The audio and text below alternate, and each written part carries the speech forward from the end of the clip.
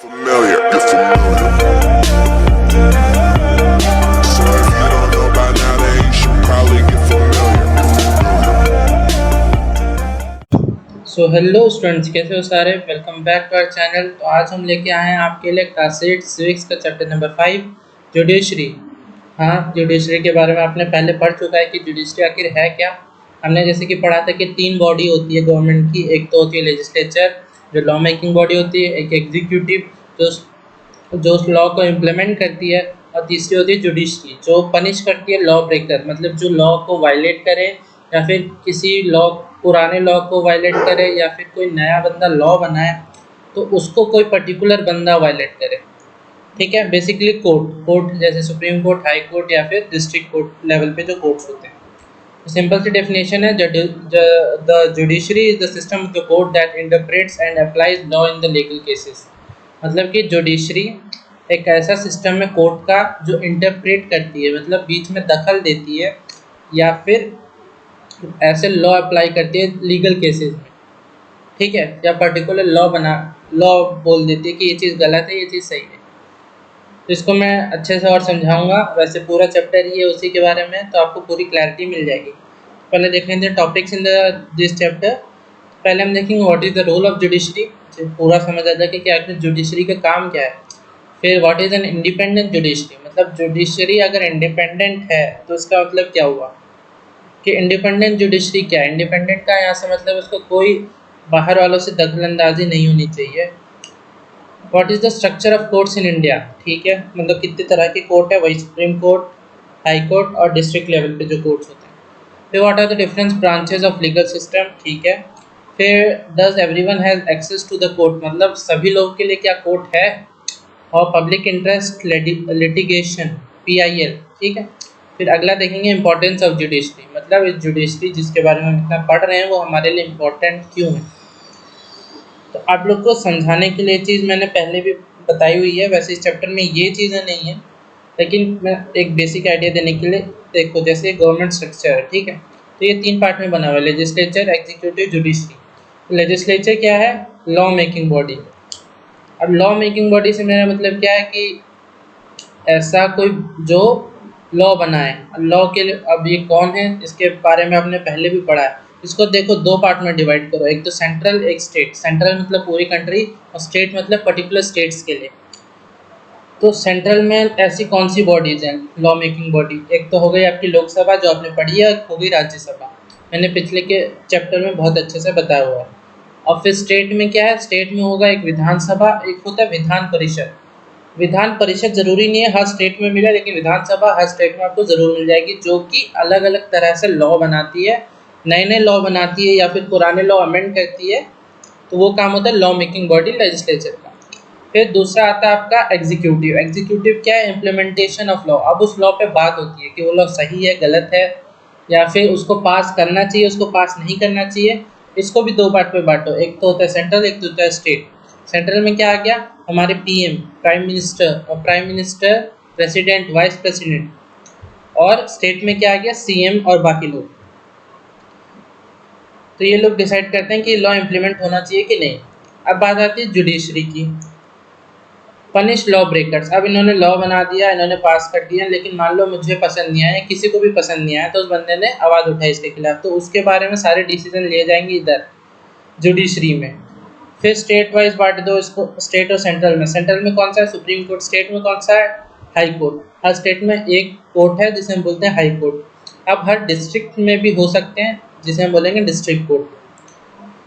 तो ये खाली ये नहीं कि लॉ के बारे में ही छेड़छाड़ करेगी, ये जितनी भी चीज़ें हैं, जितने भी क्राइम हो रहे हैं, उन सब के बारे में ये डिसीजन लेती है।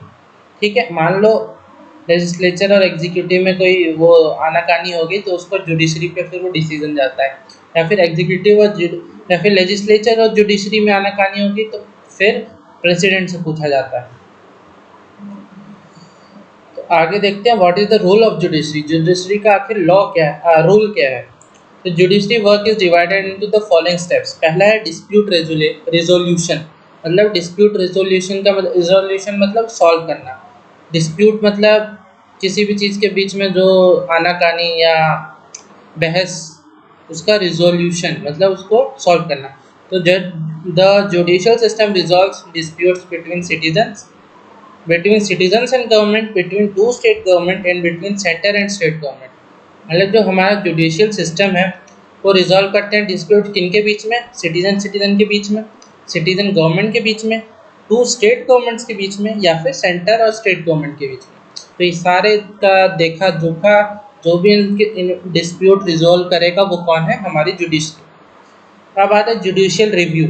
The judiciary ID is the final interpreter of the constitution. Therefore, it has the power to strike down particular law passed by the parliament if it is believed that these are violation of basic structure of constitution. This is called judicial review। मतलब मान लो आप तुम्हारे legislature से कोई law पास हो गया, executive से भी पास हो गया, लेकिन जुडिशियल रिव्यू होता है उसके बाद एक, जिसमें जुडिशरी डिसाइड करती है क्या ये लॉ सही है। अगर सही है तो ये कुछ ऐसा तो नहीं कि ये पुराने हमारे कॉन्स्टिट्यूशन के किसी बेसिक स्ट्रक्चर को वायलेट, मतलब कि उसे काट रही हो, उसके खिलाफ हो, या वैसा जैसा कॉन्स्टिट्यूशन में लिखा हुआ है उसके हिसाब से नहीं है, या किसी के साथ डिस्क्रिमिनेशन हो रहा है।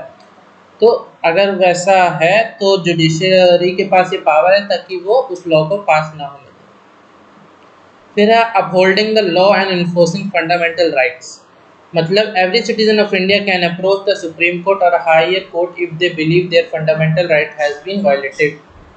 तो ये बहुत अच्छी बात है कि हर सिटीजन के पास राइट है कि वो अप्रोच करे सुप्रीम कोर्ट को, हाई कोर्ट को, अगर वो ऐसा मानते हैं कि उनका कहीं पे फंडामेंटल राइट वायलेट किया गया है। क्या ये supreme court, high court, judiciary तो है, इन सबके कंबाइन को ही तो हम जुडिशरी बोल रहे हैं। फिर देखते हैं what is an independent judiciary. The other branches of the state like legislature and executive cannot interfere in the work of the judiciary। इसे बोलते हैं इंडिपेंडेंस। मतलब कि जो जितने भी अदर ब्रांचेस हैं स्टेट की, स्टेट बोले तो गवर्नमेंट की, लाइक लेजिस्लेचर और एग्जीक्यूटिव, वो इनके काम में इंटरफेयर नहीं कर सकते। The courts are not under the government and do not act on their behalf. मतलब जो हमारी कोर्ट है वो गवर्नमेंट के अंडर भी नहीं है और ना वो उनके बिहाफ पे काम करती है। All the judges in the High Court as well as Supreme Court are appointed with very little interference from the other branches of the government। मतलब कि जो इनमें जजेस होते हैं वो बहुत लिटिल इंटरफेरेंस, मतलब कुछ होता होगा प्रोसीजर कि उससे पहले लेजिस्लेचर में होना चाहिए या एग्जीक्यूटिव में होना चाहिए या किसी चीज़ में होना चाहिए, तब जाके वो जज बन पाएगा। तो ऐसा थोड़ा सा इंटरफेरेंस वो भी उसके जज सेलेक्ट करने में होता है, डिसीजन पे नहीं। फिर after appointment it is very difficult to remove a जज। मतलब कि अगर अपॉइंट हो गया फिर लेकिन आपको लग रहा है, जैसे होता है ना कि मान लो कोई मेरा ही कोई बंदा बन गया उसमें जज बन गया, अब वो उसने मेरे खिलाफ डिसीजन सुना दिया, मतलब भले ही उसने सही सुनाया लेकिन वो मेरे खिलाफ है, तो मैं चाहूँगा कि उसको कैसे भी अपनी पावर हटा के हटवा दूँ उसको लगा के। लेकिन यही दिया हुआ है कि after appointment it is very difficult to remove a जज। तो मतलब ये जज पे बहुत भारी जिम्मेदारी बन जाती है कि अगर उसके पास इतनी पावर है तो बहुत ही अच्छा डिसीजन ले, बहुत ही ऐसा डिसीजन ना ले जो किसी के बिहाफ पे हो। ठीक है, फिर देखते हैं what is the structure of the courts in India. बहुत ही सिंपल है, तुम्हें पता है सुप्रीम कोर्ट, हाई कोर्ट और district court. There are 3 different levels of the court in our country. Supreme court पूरे इंडिया में जो कि दिल्ली में है, हाई कोर्ट हर स्टेट में है और डिस्ट्रिक्ट कोर्ट तुम्हारे हर उसमें होते हैं, हर डिस्ट्रिक्ट में होते हैं। तो इसमें ऐसे भी अगर तुम्हारा डिस्ट्रिक्ट कोर्ट से मन नहीं भरने का मतलब है कि अगर तुम्हें उसका डिसीजन ठीक नहीं लगा, ऐसा लगा कि उन्होंने डिस्क्रिमिनेशन किया, तो तुम हाई कोर्ट पे जा सकते हो। अगर हाई कोर्ट पे ठीक नहीं लगा तो तुम सुप्रीम कोर्ट भी अप्रोच कर सकते हो। हम आता है supreme court of India, located in new Delhi and is presided over by the chief justice of India. Presided मतलब उधर के अध्यक्ष, मतलब कौन उसको चलाता है, अध्यक्ष। तो located in new Delhi and presided over by the chief justice of India, मतलब कि वहाँ जो बैठते हैं वो होते हैं chief justice of India. High court of the state क्या है? Each state has a high court which is highest court of that state। मतलब जैसे यूपी में हाई कोर्ट कहाँ पे, इलाहाबाद में, तो वो सबसे बड़ा कोर्ट है उस स्टेट का, मतलब पूरे उत्तर प्रदेश का। सबऑर्डिनेट और district courts, these courts are at the district और तहसील लेवल और in towns presided over by the district जज। मतलब कि ये कोर्ट्स कहाँ पे हैं, डिस्ट्रिक्ट लेवल पे होते हैं या तो तहसील लेवल पे। तहसील और डिस्ट्रिक्ट लगभग एक ही है, या तो ऐसा बोलो कि 4-5 गाँव को मिला के एक तहसील बनती है, या हर तो ठीक है, 4-5 सरपंच मिला के एक तहसील बनती है, वैसे ही 4-5 वो बना के एक डिस्ट्रिक्ट बनता है, 4-5 ऐसे टाउन भी होते हैं अलग अलग, तो उसको सबको मिला के एक एक डिस्ट्रिक्ट कोर्ट्स बनते हैं जो प्रिसाइड करता है एक डिस्ट्रिक्ट जज। The decision made by higher courts are binding on the lower courts, मतलब कि जो हायर मतलब सुप्रीम कोर्ट ने जो डिसीजन सुना दिया वो फाइनल है, उसके बाद आप हाई कोर्ट या डिस्ट्रिक्ट कोर्ट से कोई वो नहीं मान सकते। A person can appeal to the higher court if they believe that all judgment passed by the lower courts is not just through the appellate system। मतलब कि अगर वही मैंने जैसे बताया कि अगर किसी पर्सन को लगता है कि उसके बात नहीं अच्छे से सुनी गई या जो डिसीजन आना चाहिए था वो नहीं आया, तो वो एक बार ट्राई कर सकता है हाई कोर्ट, मतलब कि उससे अपर लेवल कोर्ट में। ठीक है, फिर अब देखते हैं what are the different branches of the legal system. मतलब कि Indian legal system deals with the civil and criminal cases, मतलब कि हर केस को दो पार्ट में डिवाइड करते हैं, एक तो सिविल एक तो क्रिमिनल। अब सिविल और क्रिमिनल में डिफरेंस क्या, मतलब जितनी तरह के भी गुनाह हो रहे हैं अब आज के देश, मतलब जितने तरह की भी गलत चीज़ें हो रही हैं हमारे देश में, उसको दो पार्ट में डिवाइड करते हैं, एक तो क्रिमिनल एक तो सिविल। अब क्रिमिनल में क्या है, इट डील्स विद कंडक्ट और acts that law defines as offence. For example theft और मर्डर, मतलब कि ये उन केसेस के साथ डील करती है जिसको लॉ ने एक ऑफेंस डिफाइन कर चुका है, मतलब कि जो हमारे लॉ बन चुके हैं, जैसे मर्डर एक ऑफेंस है तो ये उसके साथ डील करेगा, थेफ्ट मतलब चोरी करने एक ऑफेंस है तो ये उसके साथ डील करेगा, किडनैपिंग ऑफेंस है उसके साथ डील करेगा। ठीक है, फिर आता है आपका सिविल लॉ। सिविल लॉ में क्या डिफरेंस है इसमें और इसमें, it deals with any harm or injury to the rights of the individuals, for example disputes relating to sale of land। मतलब कि अगर किसी भी तरह से आपके राइट्स को कोई हार्म और इंजरी पहुंच रही है, हार्म पहुंच रहा है बेसिकली, या आपको लग रहा है कि वो वायलेट कर दिया जा रहा है, तो उसको आपका देखेगा आपका सिविल लॉ। ठीक है, for example disputes relating to sale of land, मतलब कि कोई ज़मीन बेचनी बेचानी हो या कुछ भी हो, या कोई भी आपका लॉ वायलेट हो रहा है तो वो सिविल लॉ के अंडर आएगा। फिर क्रिमिनल में क्या है, it usually begins with the lodging of FIR with the police who investigate the crime, after the which case is filed in the court। मतलब कि it usually begins with the lodging of FIR, पहले FIR हो रहता है with the police who investigate the crime, after which a case if filed in the court. मतलब कि पहले वो इन्वेस्टिगेशन होती है पूरी, अगर पुलिस ने क्रिमिनल वगैरह फाइंड कर लिया, गिल्टी पर्सन फाइंड कर लिया जो उनके हिसाब से गिल्टी है, क्या पता वो ना भी हो, तो उसके बाद वो चीज़ कोर्ट में जाती है, कोर्ट में डिसाइड होता है कि वो पर्सन गिल्टी है कि नहीं। लेकिन सिविल लॉ में क्या होता है, a petition has to be filed before the relevant court by the affected party only. मतलब कि एक पिटीशन फाइल होती है कहाँ पे, रिलेवेंट कोर्ट में, चाहे वो अगर डिस्ट्रिक्ट लेवल पे भी पहले फाइल होगी, ऐसे ही नहीं कि आप सीधा सुप्रीम कोर्ट चले जाओगे, पहले आपको हाई कोर्ट या डिस्ट्रिक्ट कोर्ट में फाइल करनी पड़ेगी अपनी पिटीशन। तो आपने पिटीशन वहाँ फाइल करी, किससे, bye the affected party only, मतलब अगर मेरा लॉ वायलेट हुआ तो मैं वो कर सकता हूँ, फाइल कर सकता हूँ पिटीशन। फिर थर्ड पॉइंट क्या, if found guilty the accused can be sent to the jail and also be fined. मतलब कि अगर कोई जो बंदा है जिसको पुलिस ने ढूंढना था, अगर वो गिल्टी फाइंड हो गया कोर्ट के बाद भी, मतलब सारे प्रूफ उसके खिलाफ निकले, या तो उसको जेल हो जाएगी, नहीं तो उसको बहुत कोई अब जैसे चोरी की है उसने, तो चोरी में क्या है, उसको ये थोड़ी है कि उसको फांसी लगा देंगे, अब चोरी किया तो उसको 6 साल 10 साल की सज़ा देंगे और फाइन लगा देंगे, तो वो चीज़ होगी। द कोर्ट गिव्स, सिविल में क्या है, the court gives the specific relief asked for, मतलब जो कोर्ट है वो डिसाइड करते हैं कि तुम्हें आखिर भैया चाहिए क्या है, जो चाहिए वो ले लो। मतलब अगर तुम्हारी लैंड से लेके कोई डिस्प्यूट थी तो वो सॉल्व कर देगी, और क्या, इसमें कोई जेल वेल नहीं भेजा जाएगा, अगर उसने वायलेट किया है बहुत सीरियस कंडीशन है तब जाके वो जेल भेजा जा सकता है। फिर नेक्स्ट है, does everyone have access to the court. तो थ्योरेटिकली देखो, theoretically all citizens of India can access the court of this country। मतलब ऐसा लिखा तो गया है कि ऑल सिटीजन, मतलब इस भारत देश के जितने भी सिटीजन्स हैं उनको एक्सेस है कोर्ट में जाने का, but in reality access to the court has always been difficult for a vast majority of the poor in India. मतलब जो आदमी खुद ही गरीब है बेचारा, वो कैसे, जैसे मान लो कितने गरीब लोग हैं हमारे देश में, ठीक है, अब उनको एक वकील हायर करना पड़ेगा जो उनके लिए पूरा पिटीशन फाइल करेगा, तब जाके वो सुप्रीम कोर्ट या हाई कोर्ट में वो फाइल कर पाएगा। वो तैयार करने के लिए उस वकील को कितने पैसे देने पड़ेंगे, तो वो बंदा कैसे कर पाएगा ये सब। इसलिए बोला गया थ्योरेटिकली तो सब जा सकते हैं, ऐसा लिखा हुआ है, लेकिन रियलिटी में ऐसा बहुत मुश्किल है। तो legal procedures involves a lot of money and paper work as well as take lot of time. जैसे कि मैंने तुम्हें बताया कि जो ये लीगल प्रोसीजर्स हैं उनमें बहुत पैसे लगते हैं, बहुत पेपर वर्क है, क्योंकि as well as it takes up lot of time. मतलब वो गरीब आदमी अगर रोज़ कोर्ट के ही चक्कर काटता रहेगा तो काम कहाँ से करेगा, क्योंकि वो रोज़ कमाता है, रोज़ खाता है। तो ऐसा तो नहीं है कि कमाता है बहुत और फिर एक दिन, चलो एक दो दिन कर ले, लेकिन सालों साल लग जाते हैं इसमें, तो वो इतना टाइम कैसे दे पाएगा। For a poor person who can not read and whose family depends on a daily wage, the idea of going to court to get justice often so remote.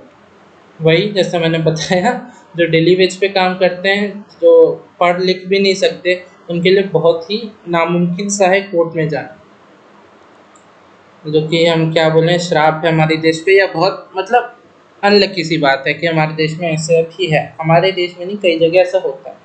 फिर आता है पब्लिक इंटरेस्ट लिटिगेशन, PIL। अब ये है क्या? PIL is introduced by the supreme court in early 1980s। 1980s, early 1980s में supreme court ने introduce किया था। अब ये है क्या? इट अलाउड एनी इंडिविजुअल और organisation to find PIL in the high court और the supreme court on behalf of those whose rights were being violated। मतलब कि मान लो, अब इसमें ये एक अच्छी चीज़ आ गई। मान लो मैं गरीब हूँ, लेकिन मेरे साथ गलत हुआ, ये तुम देख रहे हो। अब तुम क्या करोगे? तुम एक PIL फाइल करोगे, कहाँ पे? हाई कोर्ट या सुप्रीम कोर्ट में, जिसमें तुम बताओगे कि मेरे साथ गलत हुआ है, मतलब मेरे साथ, तुम्हारे साथ नहीं गलत हुआ, मेरे साथ गलत हुआ, तो तुम मेरे बिहाफ पे वो चीज़ फाइल कर सकते हो। A letter or a telegram addressed to the Supreme Court or the High Court could be treated as PIL। मतलब या तो थ्रू लेटर भेजो या टेलीग्राम भेजो सुप्रीम कोर्ट में या हाई कोर्ट में, जो कि एज अ PIL ट्रीट किया जाएगा। तो ये कहने में तो बहुत आसान है, लेकिन आजकल कोई किसी की करता नहीं। अगर कोई करता भी है तो कौन उतना पैसा देगा, कौन उतना टाइम देगा। ठीक है। फिर लास्ट पॉइंट आता है आपका इम्पोर्टेंस ऑफ जुडिशरी। तो अब इम्पोर्टेंस क्या है? The judiciary has played a crucial role in democratic India. हाँ, हमें पता है। अगर ये नहीं होगा तो काफ़ी गुनहगार को सज़ा कौन देता, या फिर कुछ भी ऊटपटांग लॉज आ जाते, लॉज बन जाते, फिर उससे लोगों को कितनी परेशानियाँ होती। It also keep check on the power of the executive and legislature. हाँ, अब बोलते हैं ना, हर बाप का बाप होना ज़रूरी है, नहीं तो बेटा कुछ भी करेगा। वैसे ही लेजिस्लेचर के अगर मान लो एग्जीक्यूटिव नहीं होता तो कुछ भी उटपटांग लॉ बनाता, और एग्जीक्यूटिव का अगर जुडिशरी नहीं होता तो वो कुछ भी पास करवा देता। ठीक है, क्योंकि इन दोनों में तो एक ही पार्टी के लोग बैठ रहे हैं, या जो भी है। अब PM हमारे हैं BJP के, तो लेजिस्लेचर में भी तो BJP के कितने बंदे हैं, या फिर PM कोई कांग्रेस का होता तो लेजिस्लेचर में भी तो कितने कांग्रेस के बंदे हैं। तो जो मर्जी चाहता, जिसकी मेजॉरिटी होती है वो लॉ पास करता, फिर ये लॉ इम्प्लीमेंट कर देते। लेकिन जुडिशरी है तो ऐसा नहीं हो पा रहा। Also it helps in protecting the fundamental rights of the citizens. तो जुडिशरी इसी चीज़ पे खेल रही है कि वो ये देख रही है हमेशा कि फंडामेंटल राइट्स ऑफ सिटीजन, मतलब कि सिटीजन के फंडामेंटल राइट्स वायलेट ना हो किसी भी तरह से, किसी से भी, चाहे वो एग्जीक्यूटिव हो चाहे जुडिशरी लेजिस्लेचर हो। ठीक है, तो यहीं पे आपका चैप्टर ख़त्म होता है। तो ये बहुत बड़ी बड़ी चीज़ें हैं, सुप्रीम कोर्ट, हाई कोर्ट। तो जितना आसान पढ़ने में लगता है उतना आसान है नहीं। तो बहुत छोटा सा इजी सा चैप्टर है, कोई बहुत मुश्किल चैप्टर नहीं है, और मोस्टली चीज़ें आपको पता है। लेकिन वही क्रिमिनल लॉ और सिविल लॉ, इस पर डिफरेंस पढ़ लेना। PIL पढ़ लेना, इसकी डेफिनेशन आ सकती है। इम्पोर्टेंस ऑफ जुडिशरी पढ़ लेना। और बाकी हमारे कंट्री में 3 तरह के कोर्ट है, सुप्रीम, हाई और ये डिस्ट्रिक्ट। और जुडिशरी की डेफिनेशन देख लेना, बाकी तो सब तुम्हें आता ही है। ठीक है, वरना वीडियो देख लो, नीचे नोट्स देंगे, नोट्स बना लेना। नोट्स PDF नोट्स हैं, वो डाउनलोड कर लो, प्रिंट कर लो, या तो लेकिन लिख लिख के पढ़ा करो, जैसा कि मैं हमेशा बोलता हूँ। लिख लिख के चीज़ें ज़्यादा याद रह जाती हैं। तो बस मिलते हैं नेक्स्ट वीडियो में बहुत जल्दी नया चैप्टर के साथ। तब तक के लिए bye bye, take care, goodbye, best of